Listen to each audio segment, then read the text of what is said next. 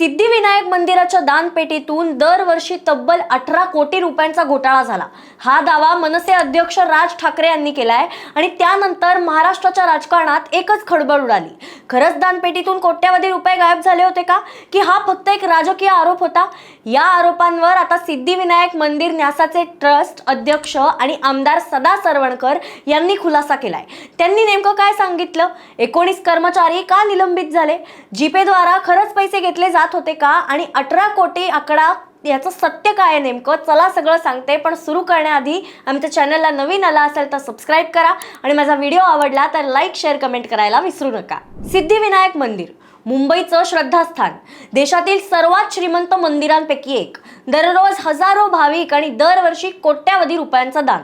मात्र गेल्या काही दिवसांपासून या मंदिराच्या दानपेटीवरून मोठा राजकीय वाद सुरू झालाय। सुरुवात झाली मनसे अध्यक्ष राज ठाकरे यांच्या भाषणापासून। राम मंदिरातील कथित दान घोटाळ्यांवर बोलताना राज ठाकरे म्हणाले, जर देवाच्या नावाने जमा झालेल्या पैशांचा अपहार झाला असेल तर त्यावर प्रश्न विचारणं चुकीचं कसं?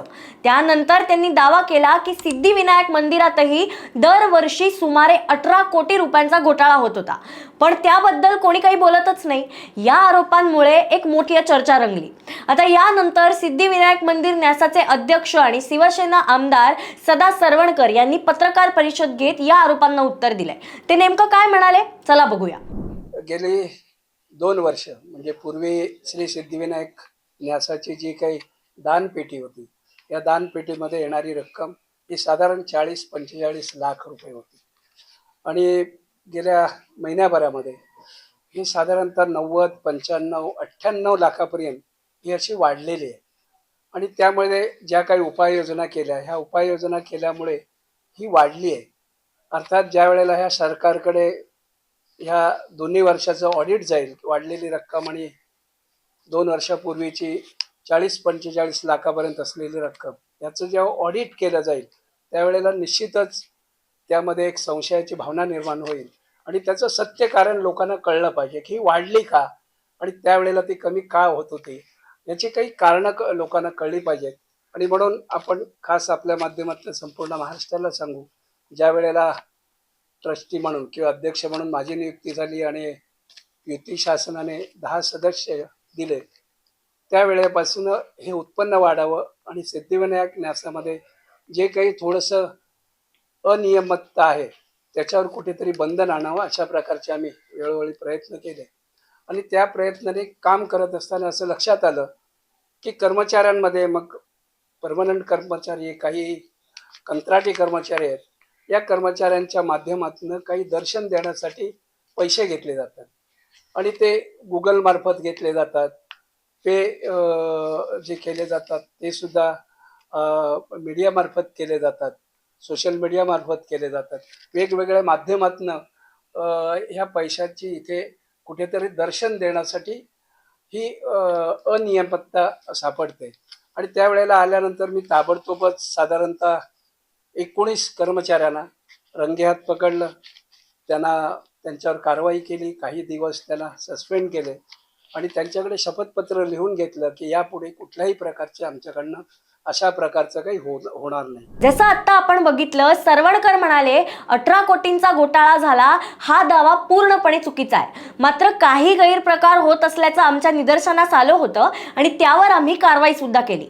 सरवणकर यांच्या म्हणण्यानुसार काही कंत्राटी कर्मचारी भाविकांना रांगेत न उभं राहता लवकर दर्शन घडवून आणण्याचं आमिष दाखवत होते। त्यासाठी रोख रक्कम न घेता थेट जीपे किंवा इतर ऑनलाईन पेमेंटद्वारे पैसे घेतले जात होते। म्हणजेच काय तर हे पैसे मंदिराच्या अधिकृत खात्यात न जमा होता थेट संबंधित व्यक्तीकडे जात असल्याचा प्रकार समोर आला। ही बाब लक्षात आल्यानंतर तात्काळ चौकशी करण्यात आली। या चौकशीनंतर 19 कंत्राटी कर्मचाऱ्यांना निलंबित करण्यात आलं, अशी माहिती स्वतः सदा सरवणकर यांनी दिली। फक्त निलंबितच नाही तर या सगळ्या कर्मचाऱ्यांकडून शपथपत्रही घेण्यात आलं होतं की भविष्यात असा प्रकारचा गैरव्यवहार पुन्हा होणार नाही। सरवणकर यांनी स्पष्ट सांगितलं की ही कारवाई मंदिर प्रशासनाने स्वतः केली, म्हणजेच गैरप्रकार दडपवण्याचा प्रयत्न झाला नाही, उलटा तो समोर आल्यानंतर कठोर पावलं उचलण्यात आली। आता इथेच एक महत्त्वाचा प्रश्न निर्माण होतो, जर 19 कर्मचारी निलंबित झाले तर मग राज ठाकरे यांनी उल्लेख केलेल्या 18 कोटी रुपयांचा आकडा नेमका कुठून आला? यावर सरवणकर म्हणाले, अशा कोणत्याही रकमेची अधिकृत पुरावा नाहीये. दानपेटीतील रक्कम बँकेत जमा करण्याची संपूर्ण प्रक्रिया नियमबद्ध असून त्यासाठी स्वतंत्र लेखी परीक्षण, मोजणी आणि नोंदणी केल्या जातात. म्हणून दरवर्षी 18 कोटींचा घोटाळा हा दावा तथ्यांवर आधारित नसल्याचं त्यांनी सांगितलं. याच पत्रकार परिषदेत त्यांनी आणखीन एक दावा केला. त्यांच्या मते त्यांनी मंदिरातील कामकाजात अनेक सुधारणा केल्या आहेत. यामुळे मंदिराचं उत्पन्नही वाढलंय.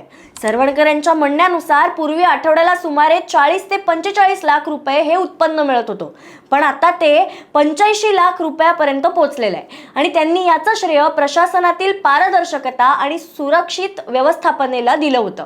मात्र विरोधकांचा प्रश्न हा काही वेगळाच आहे. ते म्हणतात, मंदिरासारख्या श्रद्धेच्या ठिकाणी जर अगदी छोट्या पातळीवरही आर्थिक गैरव्यवहार झाला असेल तर त्याची स्वतंत्र आणि सखोल चौकशी झालीच पाहिजे. तर सत्ताधारी आणि मंदिराचा न्यासाचं म्हणणं आहे की गैरप्रकार आढळताच कारवाई झाली, दोषींना निलंबित करण्यात आलं आणि व्यवस्थेत सुधारणा सुद्धा करण्यात आल्या. म्हणून आता या प्रकरणात दोन वेगवेगळे दावे समोर आलेत. एका बाजूला राज ठाकरे यांना दरवर्षी 18 कोटी रुपयांचा घोटाळ्याचा आरोप केलाय आणि दुसऱ्या बाजूला सदा सरवणकर यांचं स्पष्टीकरणही आहे की काही कंत्राटी कर्मचाऱ्यांचा गैरप्रकार समोर आला होता आणि त्यावर कारवाई झाली. मात्र 18 कोटी रुपयांचा दावा ह्याचा कोणताही पुरावा नाही. आता या संपूर्ण वादात सत्य नेमकं काय आहे हे संबंधित यंत्रणेच्या चौकशी किंवा अधिकृत कागदपत्रातून स्पष्ट होईल. मात्र एक गोष्ट नक्की आहे, देशातील सर्वात प्रसिद्ध आणि सर्वाधिक दान मिळणाऱ्या मंदिरांपैकी एक असलेल्या सिद्धिविनायक मंदिराच्या दानपेटीवरून सुरू झालेला हा जो वाद आहे तो केवळ धार्मिक उरलेला नाहीये, तर राजकीय चर्चांचा सुद्धा मोठा विषय बनलाय. या प्रकरणावर तुमचं काय मत आहे? राज ठाकरे यांचा आरोप गंभीर आहे असं तुम्हाला वाटतं की सदा सरवणकर यांचं स्पष्टीकरण समाधानकारक आहे असं वाटतं? कमेंट करून आम्हाला नक्की सांगा.